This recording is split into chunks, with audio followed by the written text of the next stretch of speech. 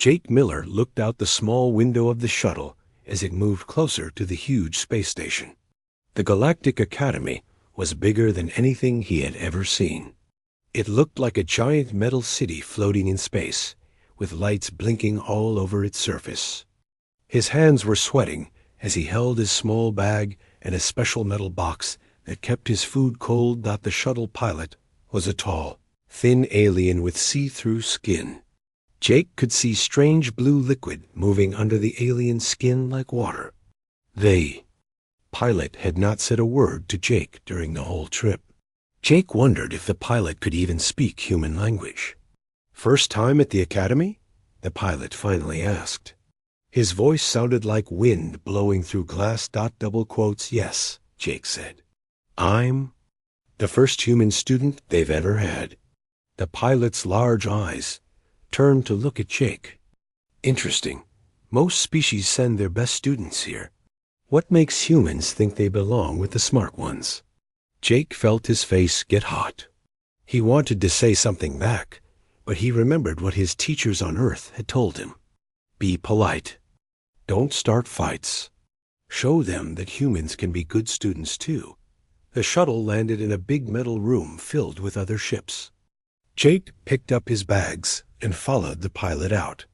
The air smelled strange, like metal and something sweet he couldn't name. The gravity felt a little lighter than Earth, making him feel like he might float away. Other students were walking around. The landing area. Jake saw creatures he had only read about in books. There were tall beings with silver skin who moved like they were dancing. Small, round aliens with 6 arms were carrying books and computers. Some students looked like giant lizards walking on 2 legs, and others were just clouds of gas floating in glass suits. All of them stopped to stare at Jake as he walked by. He heard them talking in different languages, but his translator device let him understand some of what they were saying. "Is that the human? So small and weak-looking. I heard they come from a dangerous planet. Why would the Academy let such a low species study here?" Jake kept walking and tried not to listen. His room was on level 7, according to the map on his datapad. The hallways were wide and tall, made for much bigger creatures than humans. Jake felt very small walking through them. His room was tiny, clearly made for one of the smaller alien species. The bed was too short, and the ceiling was so low he had to be careful not to hit his head. There was a small desk, a chair that was the wrong shape for human bodies, and a food dispenser on the wall. Jake put his cold box under the desk and hid it with a blanket. Tomorrow was his first day of classes, and he wanted to make a good first impression. He had a plan that he hoped would work. The next morning, Jake found his way to the Advanced Nutritional Sciences classroom. It was a big round room with seats going up in circles, like a stadium. Students from many different species were already sitting down. Jake found an empty seat near the back and tried not to notice how everyone was looking at him. Professor Veltar walked into the room. He was one of the tall, silver-skinned aliens with see-through skin. He moved smoothly to the front of the class, and his voice was calm and clear. "Welcome to Advanced Nutritional Sciences," Professor Veltar said. "This class will teach you how different species get the food and energy they need to live. You will learn about the most advanced feeding methods in the galaxy." The professor's large eyes looked around the room and stopped on Jake. "We have a special student with us this term. Jake Miller is the first human to study at our academy. Humans are interesting creatures. They come from a planet called Earth, which has many different types of life on it." Some students made quiet noises that sounded like laughing. Jake felt his face get red again. "For our first lesson," Professor Veltar continued, "each species will show the class how they eat and get nutrition. This will help us understand the wonderful differences between all galactic life forms." A student with 4 arms and green scales raised one hand. "Professor, should we start with the most advanced species first?" "That is a good question," the professor said. He looked at Jake again. Actually, I think we should start with something simple. Mr. Miller, would you like to show us how humans get their nutrition? Jake stood up. His heart was beating fast, but he tried to sound calm. I would be happy to, Professor. But I need to prepare something special for tomorrow. Can I go first next class? Professor Veltar looked surprised. Most species just ate simple pills or absorbed energy from light or chemicals. What could a human possibly need to prepare? Of course, the professor said. Class, tomorrow we will. See how the human species feeds itself. I'm sure it will be educational. As Jake left the classroom, he heard students talking behind him. What could humans possibly eat that needs preparation? Probably just simple plant matter. I heard they can only eat one type of food. Jake smiled to himself as he walked back to his room. Tomorrow, he would show them exactly what humans could eat. He thought about the food in his cold box and wondered if he should warn them first. Then he decided it would be more fun to surprise them. He had no idea that his simple breakfast would change everything the aliens thought they knew about humans. Jake woke up before the station's morning lights turned on. His room was dark and quiet. He could hear strange sounds from other rooms where alien students were doing their morning routines. Some made clicking noises, others hummed in deep voices, and one sounded like it was gargling water. He opened his cold box carefully. Inside were all the things his sister Lisa had helped him pack before he left Earth. Real eggs from chickens, strips of bacon, fresh bread, butter, coffee beans, milk, and orange juice powder. He also had a small cooking device that Lisa had. Hidden in his luggage, the cooking device was not much bigger than a book, but it could heat food and even cook eggs. Jake's family had saved money for months to buy it for him. They knew the food dispensers on the space station would only give him the basic nutrition pills that all students ate. Jake started cooking quietly. He cracked 2 eggs into a small pan and watched them turn white and yellow as they cooked. The smell was amazing. It reminded him of Sunday mornings at home when his mom would make breakfast for the whole family. He cooked 2 strips of bacon next. The meat made a sizzling sound as it hit the hot pan. Jake had to be careful not to let the smoke get too thick. He didn't want to set off any alarms. The bread went into the toaster part of his cooking device. While it was toasting, Jake mixed the orange juice powder with water from his room's tap. He ground some coffee beans and mixed them with hot water to make coffee. Soon his tiny room smelled like a human kitchen. Jake didn't notice that the air system in the station was carrying these smells to other parts of the building. In the room next to Jake's, a student named Crix was trying to sleep. Crix was a Corphic, one of the lizard-like aliens with a very good sense of smell. The strange smells coming through the air vents made Crix wake up right away. Crix had never smelled anything like it before. There was something that smelled like burning meat, something sweet and something bitter, all mixed together. On Crix's home planet, burning meat meant danger. It meant that something was dead and rotting. Krix ran out of his room and down the hall. He pressed his face against Jake's door and took a deep breath. The smells were coming from the human's room for sure. Crix was scared. Was the human sick? Was something wrong? 2 floors up, a gas cloud student named Misty was floating in her glass suit when the smells reached her room. Misty breathed in the air around her and immediately felt dizzy. Her people lived by breathing in simple gases from their planet's atmosphere. These complex smells were too much for her system. Misty's suit started flashing red lights, which meant she was in trouble. She pressed her emergency button to call for help. Security Officer Zach Thal was drinking his morning nutrition drink when his communication device started beeping. He was a big, strong Corphic with dark green scales and yellow eyes. He had been working security at the academy for 20 years, and he had never seen anything like the reports he was getting. Security, this is Crix in room 7B. There are strange smells coming from the humans' room. I think something is burning. Security, this is Misty in room 9C. There are dangerous chemicals in the air. My suit's alarm is going off. Security, this is Valinix in room 7D. The human might be dead. It smells like rotting meat. Zackthul put down his drink and ran toward the 7th floor. As he got closer to Jake's room, he could smell the strange odors too. His nose, which was even better than Crix's, picked up many different scents. Some smelled like burning flesh, others like chemicals, and some like things he had never smelled before. When Zackthul reached Jake's door, he was ready for the worst. He thought he might find the human dead or dying. He pressed the emergency button to open the door and rushed inside. Jake was sitting at his small desk, eating food from a plate. He looked healthy and happy. He was drinking a dark liquid from a cup and reading something on his datapad.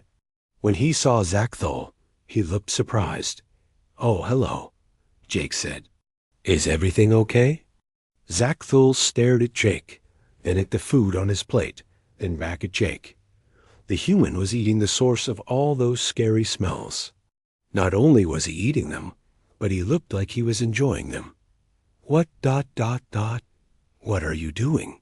Zackthul asked. "Having breakfast," Jake said. "I'm making my presentation for class today. Want to see?" Jake held up his plate. On it were the cooked eggs, now yellow and white. The bacon was brown and crispy. The toast was golden and covered with melted butter. Next to the plate was a glass of orange juice and a cup of coffee.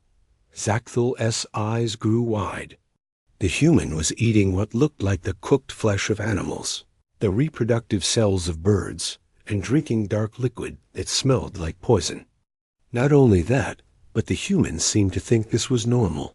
"You are eating flesh?" Zackthul asked. "Just bacon and eggs," Jake said, "and some toast and coffee. It's a pretty normal breakfast where I come from." Zackthul backed toward the door. His training had not prepared him for this. He had dealt with sick students, dangerous chemicals, and even small fires. But he had never seen a student calmly eating what looked like the most dangerous meal in the galaxy. I need to call Professor Valtar," Zackthul said. "Sure," Jake said. "Tell him I'm ready for my presentation. I think the other students are going to find this very interesting." As Zackthul left the room, Jake finished his breakfast. He had no idea that he had just scared a trained security officer. He was just eating the same food he had eaten every morning for most of his life. He packed his leftover food and his cooking device into a bag. Soon he would show his classmates what human food really looked like. He was excited to see what they would think. Outside his room, Zackthul was talking quickly into his communication device. "Professor Valtar, we need to talk about the human student. Right now." The Advanced Nutritional Sciences classroom was more crowded than it had ever been. Word had spread through the station about the human student and his strange morning activities. Students who were not even in the class had come to watch. Teachers from other departments stood along the walls. Even some of the station workers had found excuses to be nearby. Jake walked into the room, carrying a tray covered with a white cloth. He had cooked a fresh breakfast that morning, making extra so everyone could see clearly. Under the cloth was everything he had made: scrambled eggs that were fluffy and yellow, crispy strips of bacon, golden toast with butter melting on top, and a tall glass of orange juice. He also had a steaming cup of coffee that filled the air. With its rich smell, the room became very quiet as Jake walked to the front. He could see hundreds of eyes watching him. Some students looked curious, others looked worried, and a few looked scared. Professor Valtar stood next to his desk with his hands folded. After Security Officer Zackthul had called him, The professor had spent an hour reading everything the Academy had about human biology. What he found was very basic information. Most of it just said that humans were omnivores who ate both plants and animals. It did not prepare him for what Zach Thule had described. "Students and faculty," Professor Veltar said, "today we will observe the nutritional practices of the human species. Mr. Miller will demonstrate how his people obtain sustenance." Jake smiled and pulled the cloth off his tray. The reaction was immediate. Several Verdani students, who looked like walking trees with green skin, made high-pitched whistling sounds. This was how their species screened. The herbivoran delegates, who were tall and thin with large, gentle eyes, started shaking. 3 of them fell down and had to be helped by their friends. The gas cloud students, in their glass suits, started changing colors rapidly, flashing from blue to red to yellow. This was their way of showing extreme shock. Even the mechanoid students, who were more machine than living creature, made mechanical beeping sounds that meant surprise. "This," Jake said, pointing to his plate, "is a typical human breakfast." The room exploded with noise. Students were talking in dozens of different languages all at once. Jake heard his translator trying to keep up with all the voices. "Those are reproductive cells. He's going to eat flesh. Is that poison in the cup? How? Is he still alive?" Professor Veltar raised his hand for quiet. It took several minutes for the room to calm down. "Mr. Miller," the professor said, his voice shaking a little, "please explain what we are seeing." Jake picked up his fork and pointed to each food item. "These are scrambled eggs from chickens. Chickens are birds on Earth. The eggs are very good for protein." A Verdani student stood up. His leaves were shaking with fear. "You consume the unborn young of other creatures?" "Well, chicken eggs aren't fertilized," Jake explained. "So there's no baby chicken inside. It's just the egg." This did not make the aliens feel better. A Korthic student with red scales raised one of his 4 hands. "On my world, only the most dangerous predators eat the eggs of other species. Are humans apex predators?" Jake thought about this. "I guess some humans hunt, but most of us just buy food at stores. These eggs came from farm chickens that are raised just for their eggs." The idea that humans raised other creatures just to take their reproductive cells made several students look sick. Jake moved to the next item. "This is bacon. It comes from pigs, which are mammals on Earth." The room went completely silent. A Nebulan student's gas cloud turned bright red inside his suit. "You kill and consume other mammals? Your own biological class?" "Well, yes," Jake said. "Pigs are really different from humans, though. They're not intelligent like us." Dr. Kira Voss, the station's medical officer, had been watching from the back of the room. She was a Zephyrian like Professor Veltar, with the same see-through skin and tall, thin body. She stepped forward with a medical scanner in her hand. "Mr. Miller, would you mind if I scan your vital signs while you eat? For scientific purposes." "Sure," Jake said. He was starting to realize that his breakfast was more shocking to the aliens than he had thought. Dr. Voss turned on her scanner and pointed it at Jake.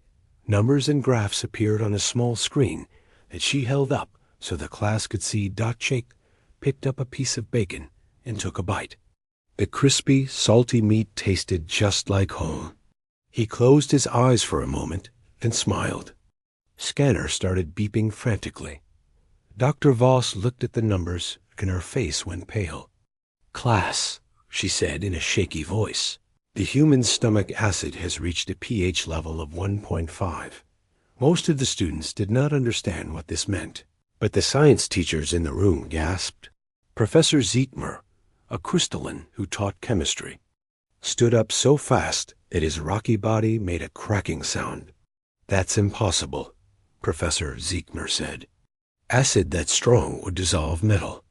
It would kill any living tissue it touched. Nevertheless, Dr. Voss said, that is what the scanner shows. The human's digestive system is producing acid that is stronger than most industrial solvents. Jake took another bite of bacon and then tried some eggs. Is that bad? He asked Doctor. Voss looked at her scanner again. According to this, your digestive system is simultaneously breaking down complex proteins, carbohydrates, and lipids. You are extracting nutrients from both plant and animal matter at the same time. Most species can only process one type of nutrition. A small, furry student near the front raised a tiny paw. What is that dark liquid you keep drinking? Jake lifted his coffee cup. This is coffee. It's made from ground-up coffee beans mixed with hot water. Beans? A furry student squeaked. You grind up plant seeds and drink them? Yes, and it tastes great, Jake said. He took a big sip of coffee. Dr. Voss's scanner started making alarm sounds. She looked at the screen, and her eyes grew wide. The human just consumed enough caffeine to kill a Zephyrian, she announced. His heart rate has increased, but he shows no signs of toxicity. In fact, he appears to be enjoying it. Jake was starting to understand why everyone looked so shocked. Is caffeine dangerous to you? Mr. Miller, Professor Valtar said slowly, caffeine is classified as a poison by galactic medical standards. Most species would need immediate medical treatment if they consumed even 1/10 of what you just drank. Jake looked at his coffee cup, then at all the staring faces around him. Oh, well, humans drink coffee every day. My dad drinks like 6 cups every morning. Several students fainted. Dr. Voss had to call for medical assistance. Jake finished his orange juice and took another bite of toast. Each time he ate something, the scanner made new alarm sounds, and Dr. Voss announced another impossible reading. By the time Jake had finished his breakfast, half the class was either unconscious or calling for help. The other half was staring at him like he was some kind of monster. So, Jake said, putting down his fork, are there any questions about human nutrition? The room was completely silent, except for the beeping of medical equipment and the soft sounds of aliens trying not to be sick. Professor Valtar cleared his throat. Class dismissed, he whispered. News of Jake's breakfast demonstration spread through the Galactic Academy like wildfire. Within hours, every student, teacher, and worker on the station had heard about the human who ate poison for breakfast and dissolved metal with his stomach. Jake sat in his small room, confused about what had just happened. He had thought his presentation went well, but afterward, Professor Valtar had asked him to stay in his room while they processed the new information. Security Officer Zachthul was stationed outside his door, not to keep Jake in, but to keep other aliens from bothering him. Dr. Kira Voss knocked on Jake's door 3 hours after the class. She came in carrying several pieces of medical equipment and a datapad filled with notes. Mr. Miller, she said, I hope you don't mind, but I need to ask you some questions about human biology. What happened in class today has raised some serious concerns. Did I do something wrong? Jake asked. I was just eating breakfast. Dr. Voss sat down carefully in the small chair. That's exactly the problem. You were just eating breakfast. But what you ate should have killed you, or any other known species in the galaxy. She turned on her datapad and showed Jake a list of numbers. These are the readings I took during your meal. Your stomach acid is more corrosive than the digestive systems of Korthic hunting beasts, who are considered the most dangerous predators in their star system. Jake looked at the numbers, but didn't understand what they meant. Is that good or bad? For humans, apparently it's normal, Dr. Voss said. But for everyone else, it's terrifying. Tell me, what other foods do humans regularly eat? Jake thought about it. Well, lots of things. Fruits, vegetables, meat, fish, dairy products. Grains, nuts, spices. Spices? Dr. Voss interrupted. What kind of spices? You know, salt, pepper, garlic, hot sauce, curry powder, ... Jake saw the look on Dr. Voss's face and stopped. Are spices bad too? Dr. Voss was writing notes as fast as she could.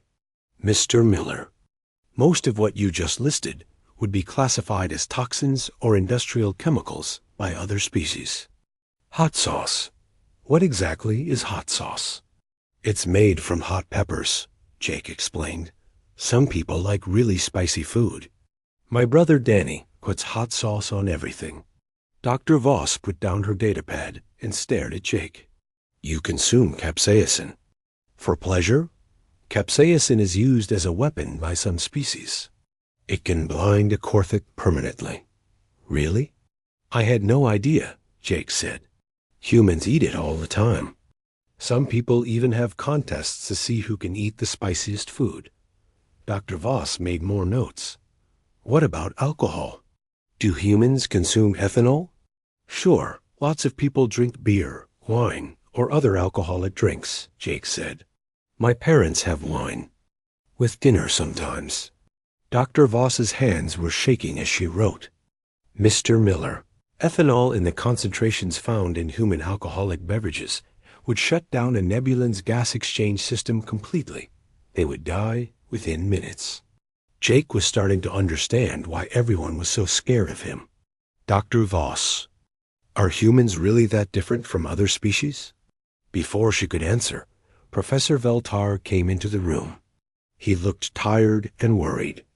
Mr. Miller, the professor said, I have spent the last 4 hours reading every piece of information we have about Earth and human biology. Most of it was wrong. We thought humans were a simple omnivore species with basic nutritional needs. What do you think now? Jake asked.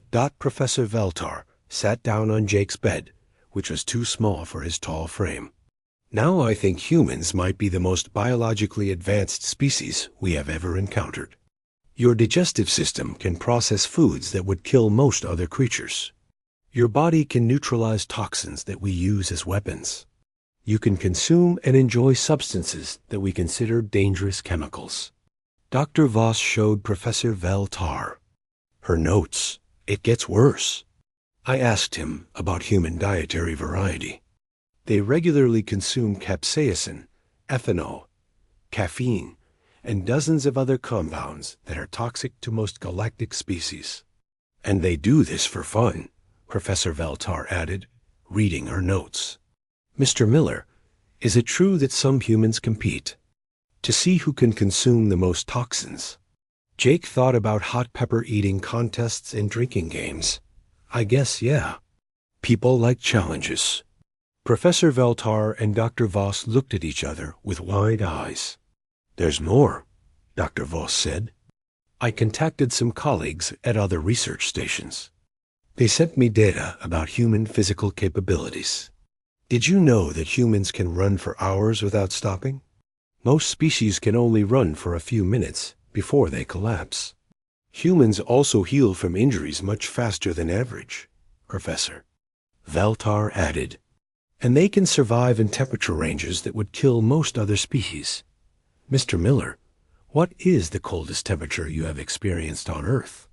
Jake thought about winter camping trips with his family. Maybe 20 degrees below 0 Fahrenheit? It was pretty cold, but we had good coats.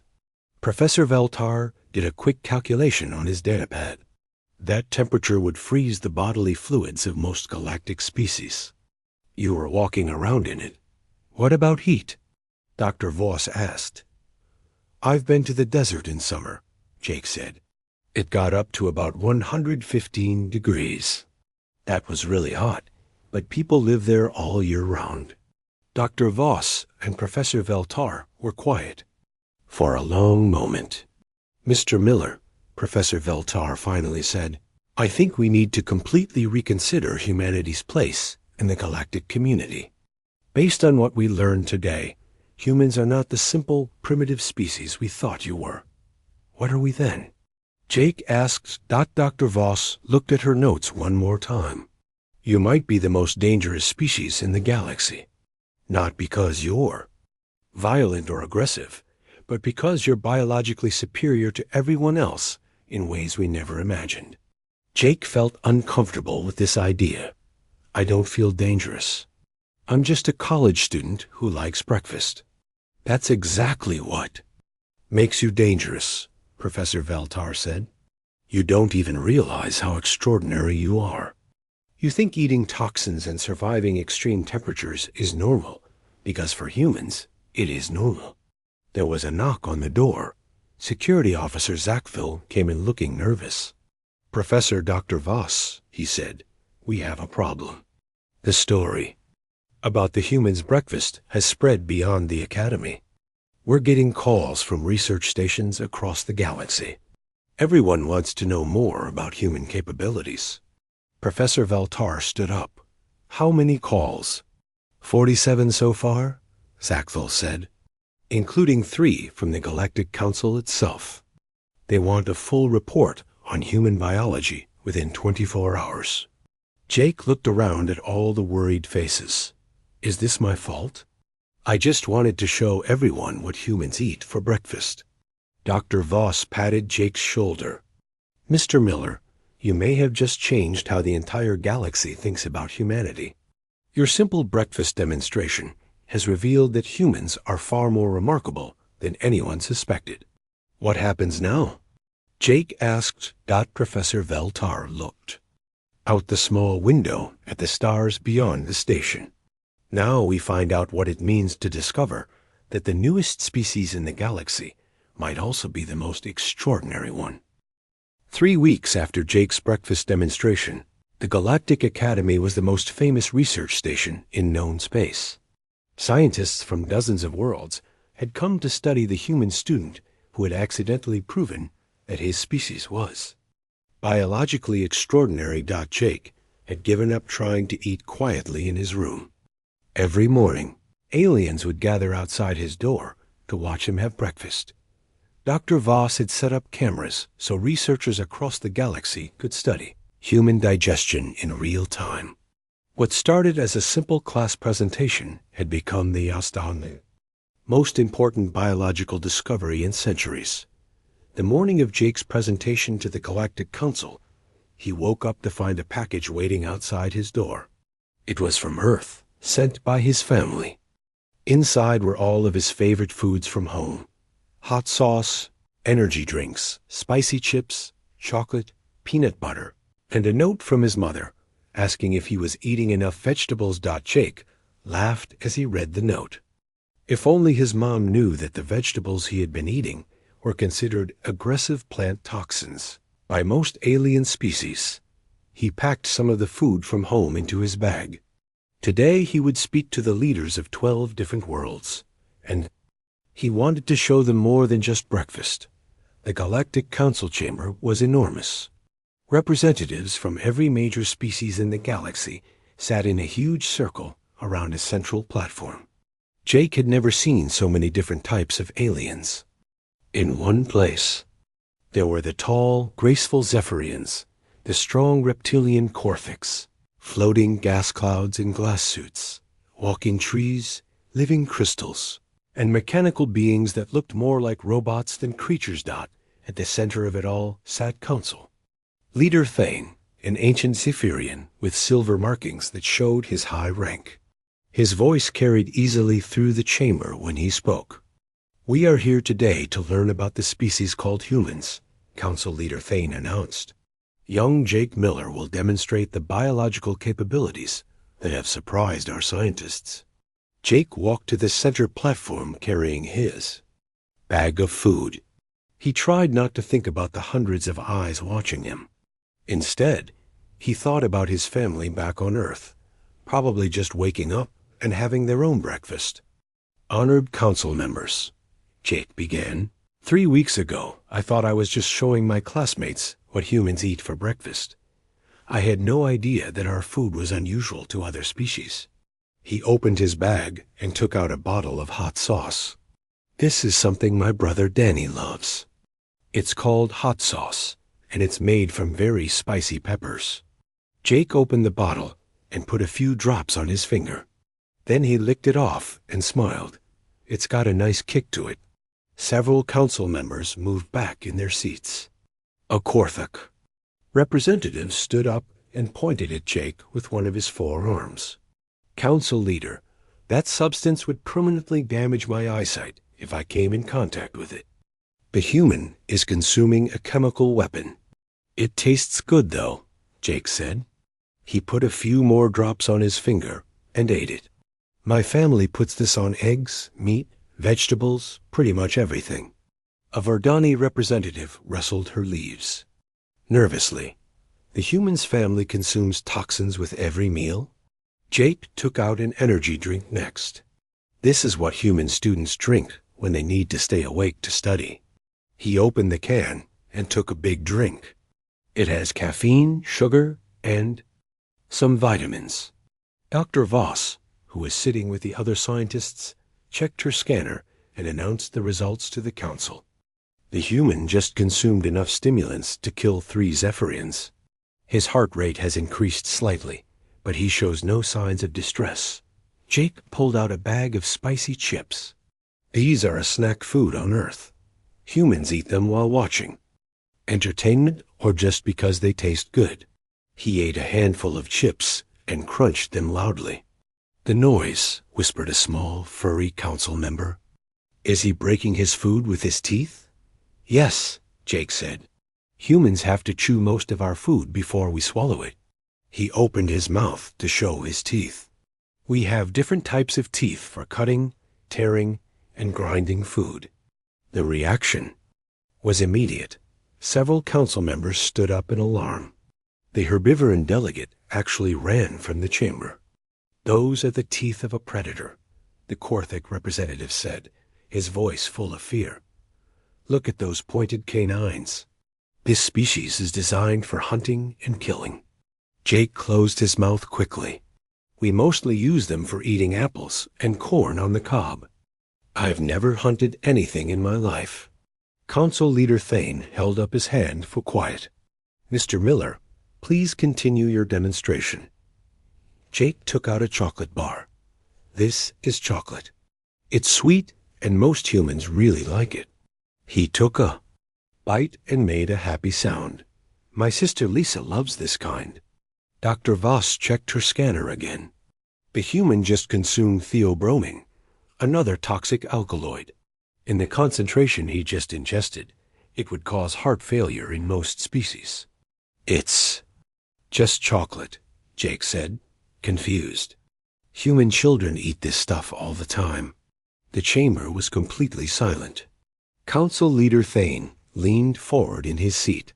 Mr. Miller, he said slowly, you have just demonstrated that humans regularly consume substances that would kill most other species.